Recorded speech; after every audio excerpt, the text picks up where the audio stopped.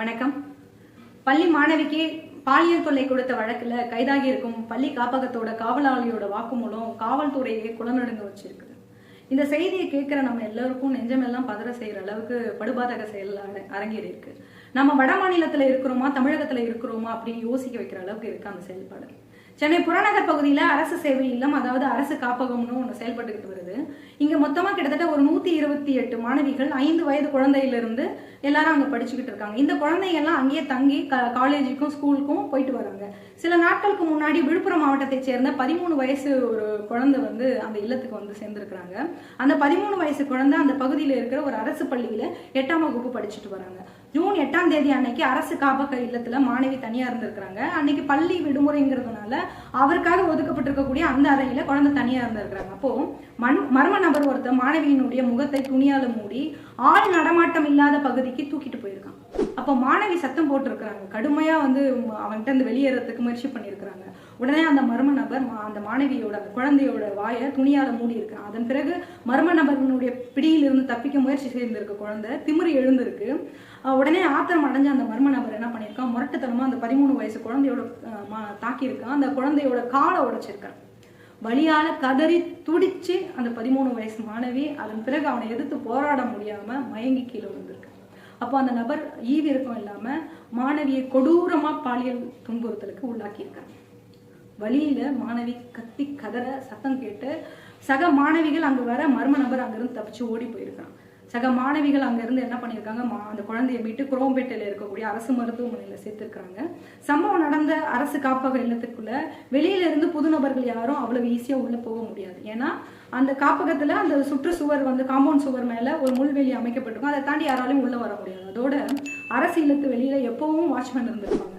எப்படி அந்த மர்ம நபர் உள்ள வந்தான்னு காவல்துறை அதிகாரிகள் மேலும் விசாரிச்சிருக்காங்க. அதை தொடர்ந்து அரசு சேவை இல்லத்துல சிசிடிவி காட்சிகளை ஆய்வு செஞ்சிருக்காங்க. அதுல 13 வயசு மாணவிக்கு கொடூரம் நடந்த சமயத்துல செக்யூரிட்டி ரூமுக்குள்ள யாரும் வேலையில இல்லாததை கவனிச்சிருக்கிறாங்க.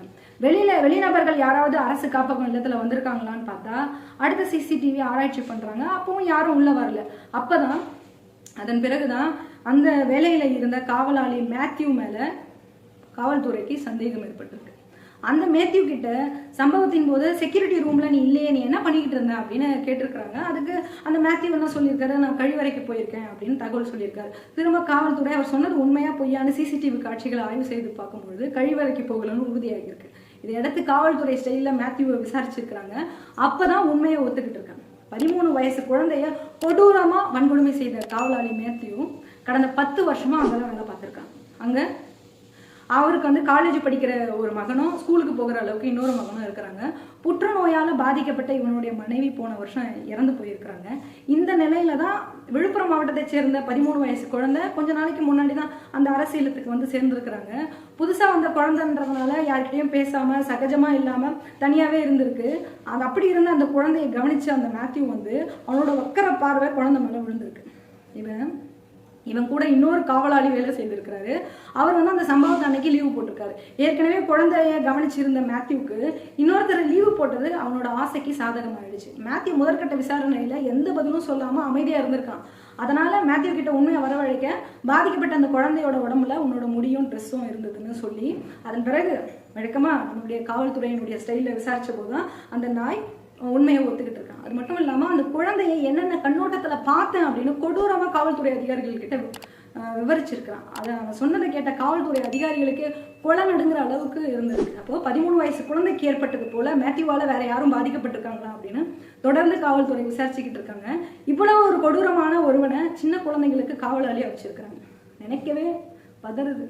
ஒவ்வொரு வருஷமும் உலகம் முழுவதும் லட்சக்கணக்கான சிறுவர்கள் சிறுமியர்கள் பாலியல் துன்புறுத்தலுக்கு ஆளாகிறாங்கன்னு குழந்தை நல அமைப்பான யுனிசெஃப் சொல்லுது. இந்தியாவை பொறுத்தவரையும் குழந்தைகள் மீதான பாலியல் துன்புறுத்தல் தொடர்ச்சியா அதிகரிச்சுட்டு வருது. பாலியல் வன்முறைகள் இருந்து குழந்தைகளை பாதுகாக்க சட்டங்கள் வரைமுறைகளை அரசு இன்னும் வலுப்படுத்தணும் அப்படிங்கிறத நம்ம போன்றவர்களுடைய எதிர்பார்ப்பு. இந்த சம்பவத்துல அரசு காப்பகத்திலேயே பெண் குழந்தைகளுக்கு வன்கொடுமை நிகழ்ந்திருக்கு. அரசும் அதிகாரிகளும் பெண் குழந்தைகளினுடைய பாதுகாப்புல இன்னும் தீவிரமா செயல்பட்டு அவங்களுடைய பாதுகாப்பை உறுதி செய்யணும்.